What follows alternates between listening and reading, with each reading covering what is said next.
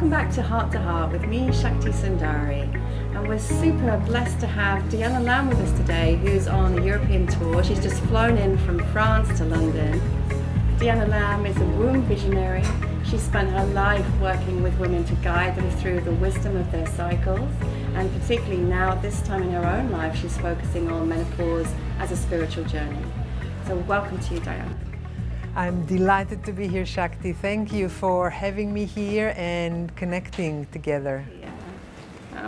I'm really excited because I found you actually from my own personal seeking, because I've just got into this stage of my life. Yes. So I'm curious to know for you how this focus upon women's cyclical nature, where did that focus come for you? Gosh, it started over 25 years ago when I was traveling and found in a health food store a reusable menstrual kit where with cloth pads. And I remember reading the leaflet, and it said, the woman said there, since she started using the reusable pad, she started loving her cycle. And I thought, yeah, right. I didn't believe it for a moment, but I got the set and I decided to try it because everything was working beautifully for me in my life. At that point, I was professional. I was working with groups. I was happily married to my husband of 27 years now. And once a month, I became a basket cake. I didn't have any physical pain or physical symptom, but I was going into irritability and emotional roller coaster. And I knew that something had to be discovered, that women were not designed to suffer. So that was my opening when I first came across the reusable menstrual cloth pads. And that opened up the stream for me of consciousness, because then I started researching what menstruation was considered in indigenous cultures, and I found wealth of wisdom in indigenous cultures around the world about menstruation. And it took about a year of coming to know symptoms myself and settling into really embracing my menstrual cycle until I decided to start offering it to other women. That's really fascinating. I just want to go back a bit and ask, so before this, were you already working with embodiment or therapy or group facilitation in some way? I worked as a group facilitator mostly in conflict resolution. I was trained in conflict resolution. I come from Israel and I worked with Jews and Palestinians on reconciliation. I also trained in family and relationship reconciliation, so I worked with couples. I had a private practice with couples and with groups. And I went into workplaces and organizations to look at conflict resolution, mediation, and bridge building in groups, in teams. So all of that, so my work with groups and with people was already in place, but I never thought I'd work with women only. And what I realized when the changes in my life were profound, and when women started asking me what changed for me because the change was visible, I realized that there are many mediators and conflict resolution people that do a lot of good work, but that there's no one that's doing any work on menstruation. So little by little I started moving the center of gravity of my work to women's work until it became the whole of my work. So you said that the changes in you were visible. Yes. So from that moment where like literally you saw this kit, what began to change? Like, what was it? So I realized that in indigenous cultures, the time of menstruation is considered to be the time when the veil between the worlds is thinnest, when we have access to the divine, to the spirit world in a way that when we don't menstruate, we do not have. And that we need to move inward, we need to replenish, and we can access our intuition and inner guidance when we bleed in a way that otherwise is not accessible to us. But in order to do that, we have to take time. We can't be taking care of children and working and doing chores and being all over the place and divine.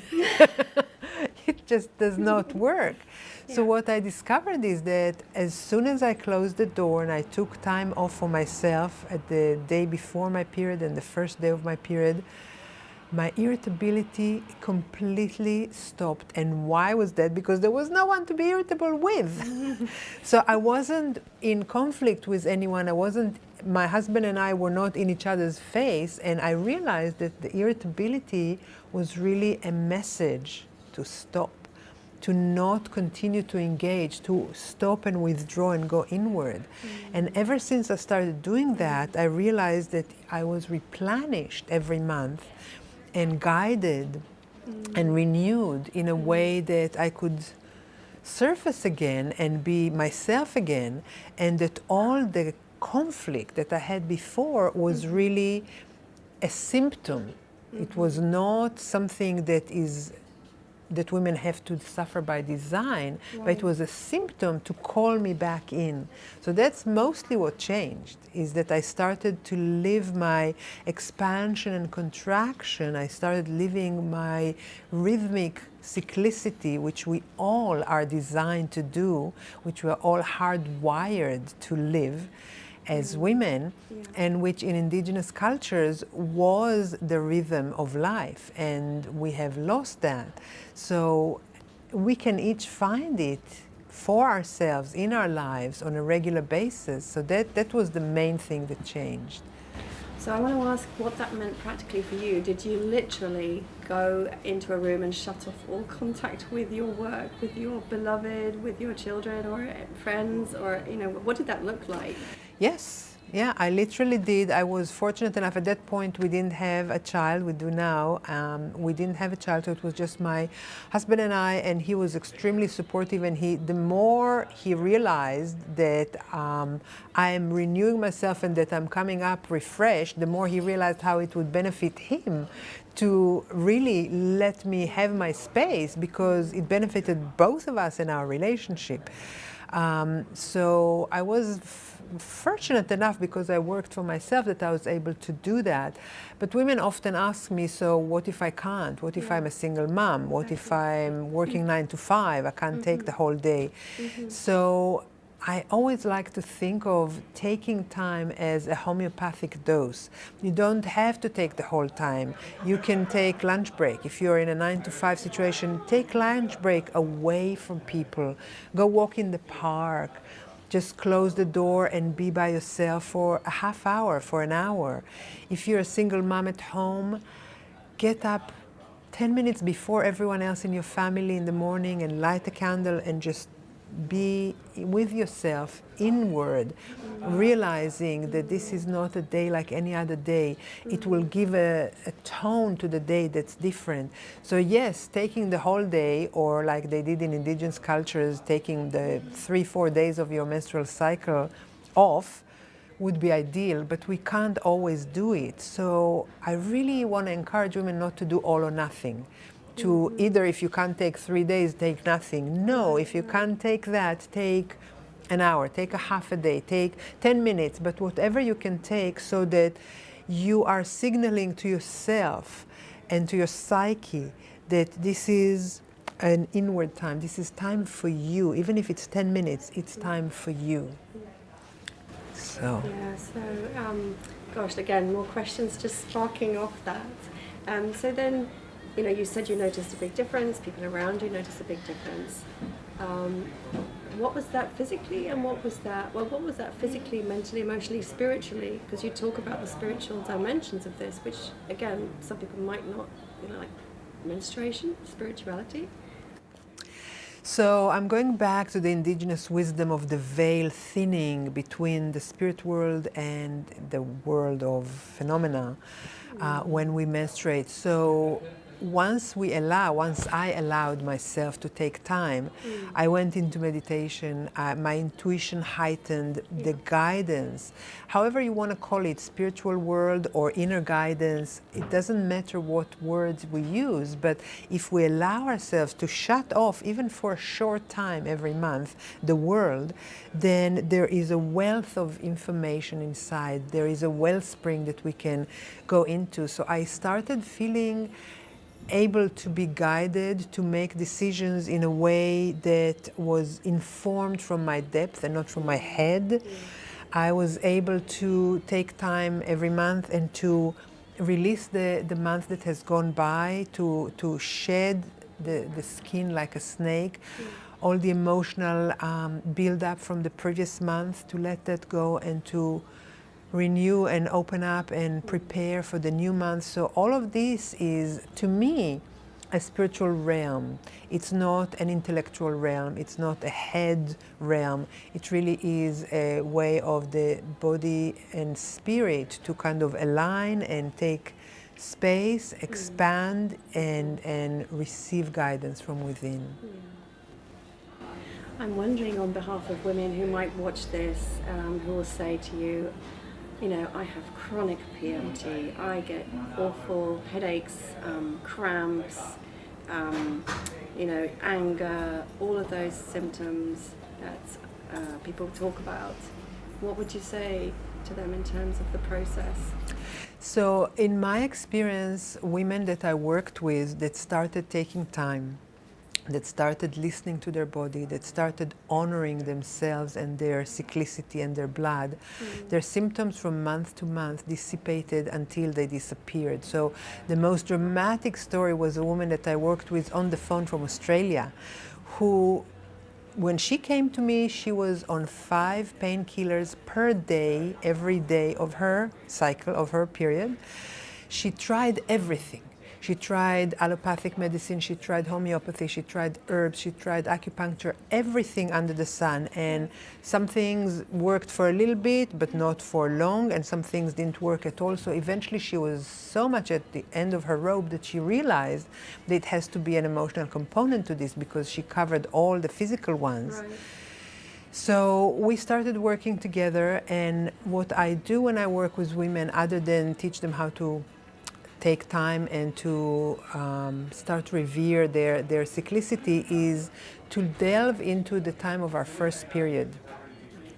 So it is my belief that the first period, our menarche, is the kernel of our relationship with our cyclicity, with our blood, with our femininity, our body image, our self-esteem. All of that is being born in the day of our first blood. And for most of us around the world, that day was alone, painful, shameful for many. There was lack of information, there was embarrassment, there was confusion. And that's what we keep on recreating in our PMT, PMS, and in our symptoms. So the more, this woman that I worked with, we worked once a week on the phone, and after 3 months she was down from 5 painkillers a day to 1, and it was another month and she didn't need any more painkillers at all. So what I say to women who suffer is that their suffering is not a requirement. Those sufferings are painful, but we don't have to continue to have them. It's not a force of nature. It's not a rainstorm that we have no control over. We really can heal, and those symptoms, physical and emotional, are really a compass that shows us that something is really out of balance.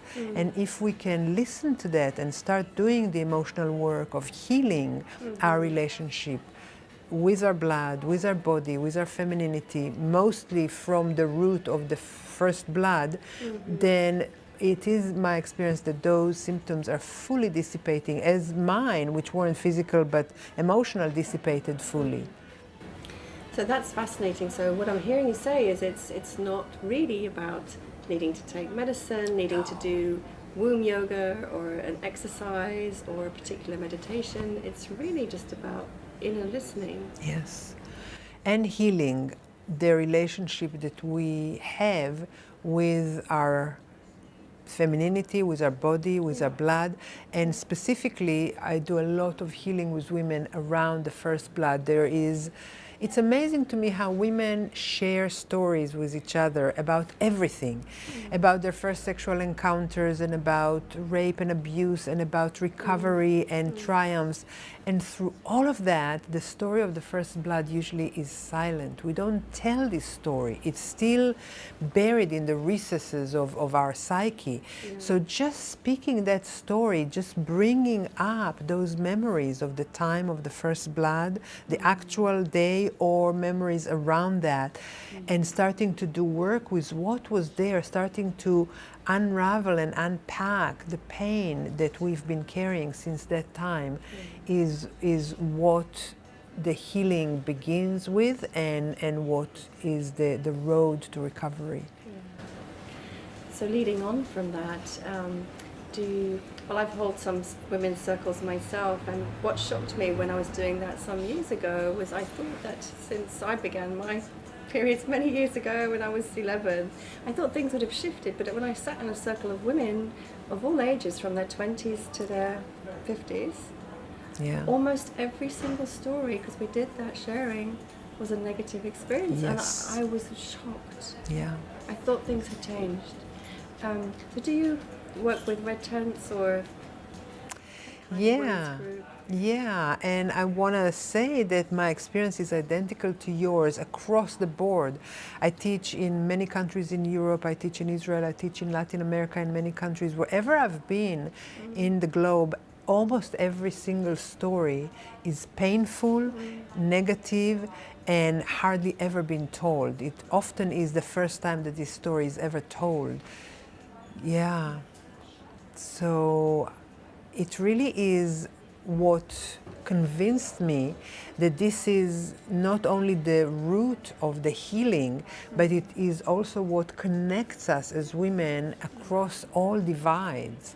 So, you know, I come from Israel and I sat in circles there with Jewish and Arab women, and there are chasms between Jewish and Arab women of religious, political nature, belief system, upbringing, well, you name it. But as soon as we start telling the stories of our first blood, and as soon as we start connecting around our cyclicity, all of these differences melt and dissolve and disappear, because underneath it all, we can share and we can relate to each story because they are so similar, not in detail, but in feelings.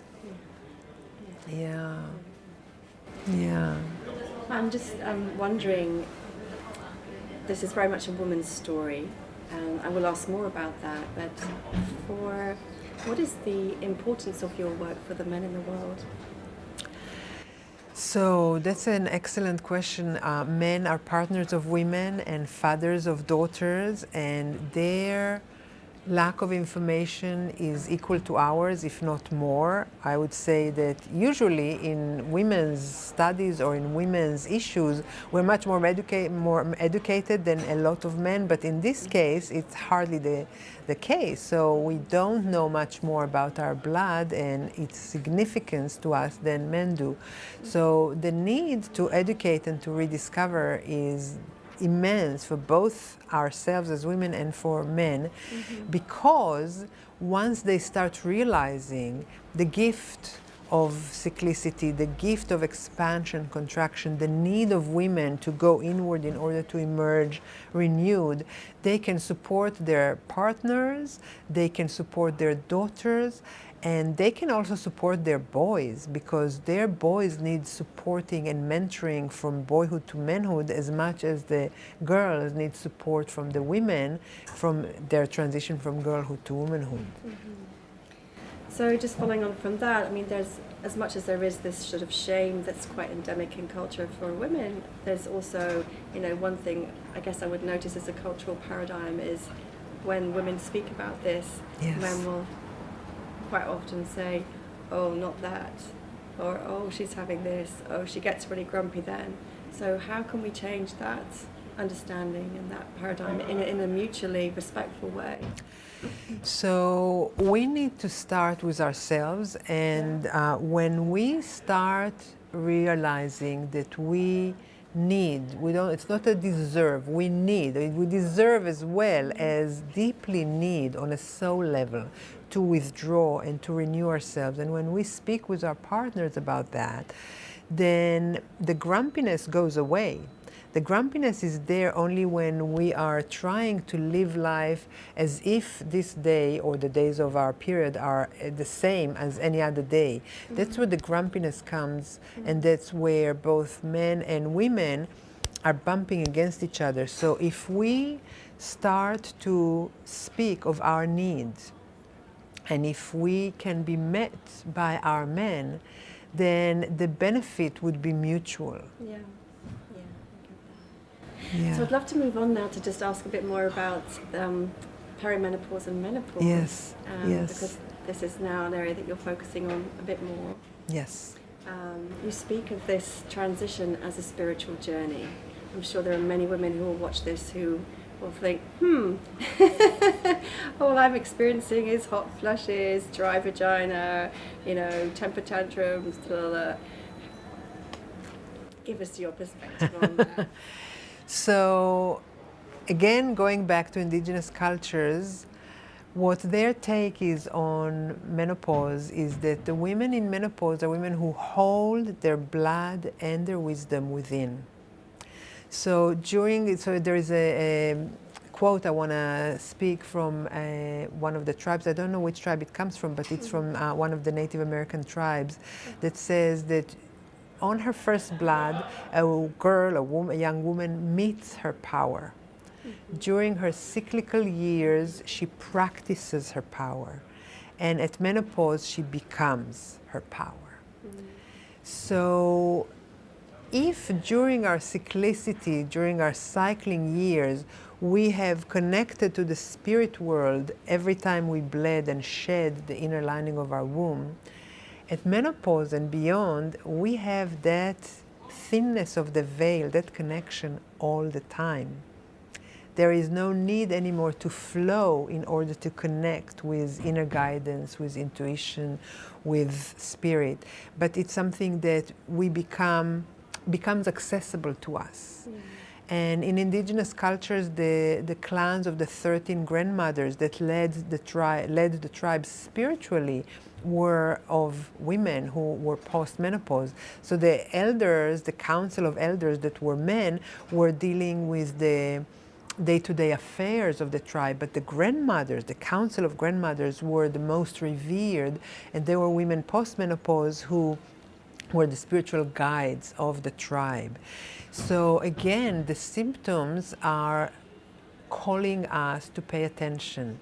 So my image of perimenopause and menopause is that the clock that we had that was ticking for 40-some years, I think of it as a grandfather clock that, the pendulum was swinging for years, and slowly it begins to slow down and slow down until it stops. So the symptoms are not a requirement. In the same way that we don't have to have symptoms when we bleed, we don't have to have symptoms when we are in perimenopause and menopause.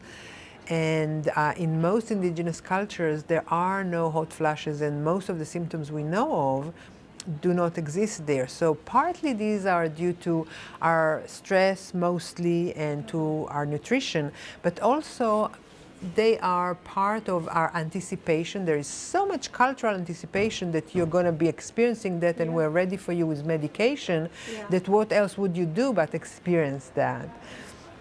And the body is calling our attention to shift from cyclicity to an inner stance of power. So what hot flashes are, the way that I see them is that they're power surges and that women can ride the fire. So it's not something that we need to necessarily medicate.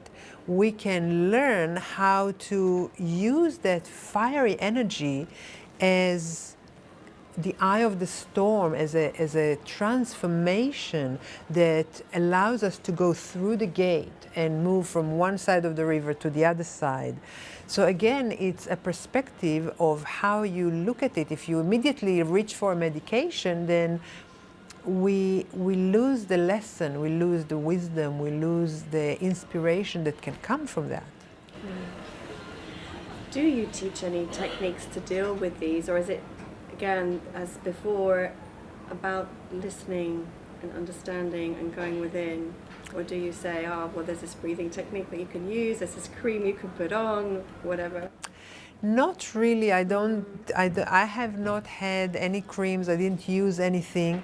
I do a lot of guided visualizations. So I do take women into shamanic journeys or guided journeys internally, but I don't prescribe. I don't know much of that. I didn't need those myself, and it's not my realm to deal with it as a physicality only. It's not where I go with it. And if someone's watching this and they're having terrible, terrible symptoms, experiencing any of the nature of things, feeling maybe a little bit hopeless or perhaps a little bit resistant to hearing what you're saying because you make it sound so simple and amazing, what would you say to her? Well, I would say to her that we can change our mind about that. That if she were to stop for a moment freaking out about it, and when a symptom comes, whichever it might be, night sweat or hot flash or headache or rage, to stop and to ask, what is the message here? What does my body want me to know? What does my soul want me to know? It is, if you think of rapids, when you're in water and you're in rapids, the thing that will get you drowning the fastest is to try to get yourself out of there, get yourself away from the rapids. What really works for people to save themselves from rapids is to allow themselves to be swirled by the water and to be taken to shore. So rather than seeing the symptoms as the enemy and doing everything in our power to stop them and combat them and try to, abort them, to really meet them with curiosity. It can't be worse than fighting them. It can't be worse than if you're asking about a woman who's really suffering. So meeting the symptoms and seeing curiously about what they might have to say to her can't be worse than what she's experiencing already. So what is already been tried and doesn't work is not going to work if we do more of the same. So we have to try and meet it in a different way. I love that image you gave, because actually, funnily enough, I was writing about my own experience recently, and I said it feels to me as if I'm in this swirl of water that's kind of going down a plug hole, and I have no choice but to surrender to it. That's kind of how it feels.